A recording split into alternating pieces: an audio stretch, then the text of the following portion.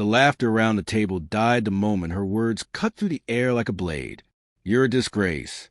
She spat it out in front of my friends, my coworkers, the waiters carrying trays of cake and wine.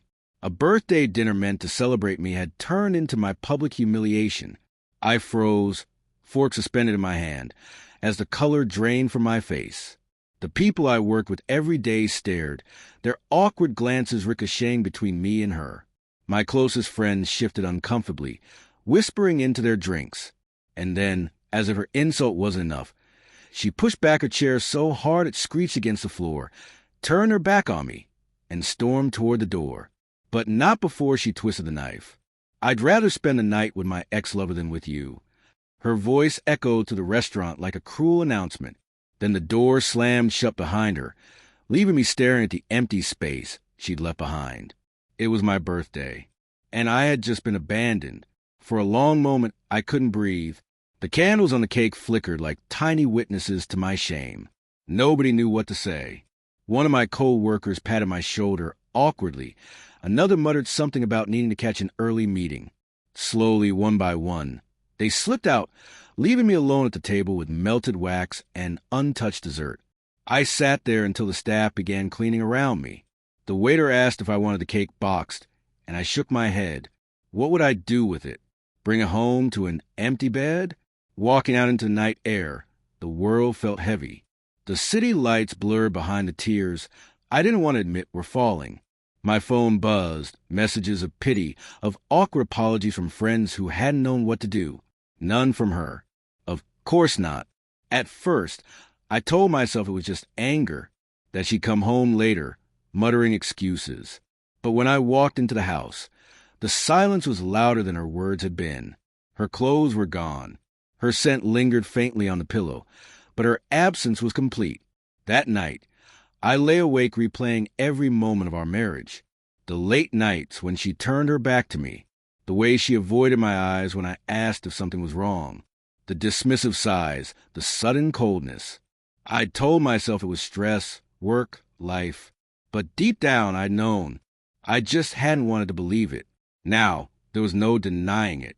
She had chosen someone else. And she had chosen him loudly, cruelly, on the one night that was supposed to remind me I mattered. Days passed like slow torture. At work, whispers followed me down the hall. People who'd been there that night avoided my gaze, pity clinging to their expressions.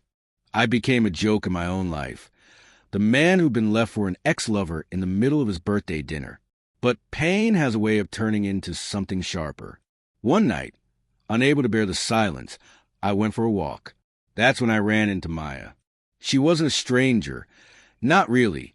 An old friend, someone I hadn't spoken to in years, but whose warmth had always lingered in my memory. She recognized me instantly, her eyes softening as if she could see the cracks I was trying so hard to hide. "Rough night?" she asked gently. I laughed bitterly. "Rough life lately." We talked. On a park bench under the faint glow of a streetlight, words spilled out of me. The betrayal, the humiliation, the emptiness. She didn't interrupt, didn't judge. She just listened. And when I finally ran out of words, she placed her hand over mine. A small gesture, but one that broke me open. Her kindness was a balm to wounds I hadn't even realized were bleeding so badly. One conversation turned into another, then into late-night calls, then into evenings spent side by side. Maya didn't push. She didn't try to fill the silence with empty reassurances.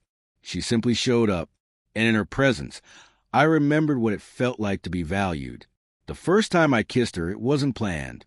We'd been sitting in her kitchen, the smell of tea between us, her laughter warming the space like sunlight. I looked at her, really looked at her, and something in me shifted. Before I could think, my lips found hers. Soft, hesitant, but desperate. She kissed me back, and in that moment, the ache in my chest loosened. It wasn't just about desire. It was about finding shelter after a storm, about realizing that love wasn't supposed to make you feel small, humiliated, disposable. With Maya, there was no cruelty, no sharp words meant to wound.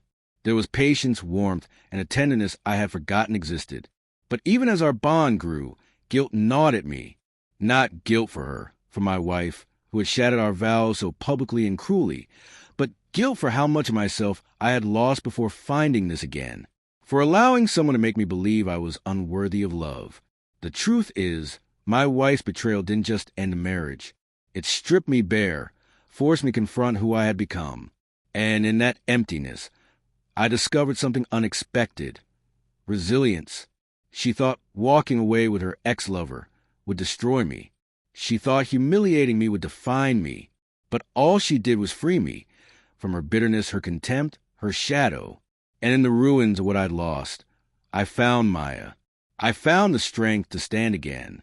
My birthday that year marked the end of one life, but it also marked the beginning of another, one where I was no longer begging for scraps of love from someone who despised me, one where I was learning, slowly, painfully, that I deserved better. And for the first time in a long time, I believed it.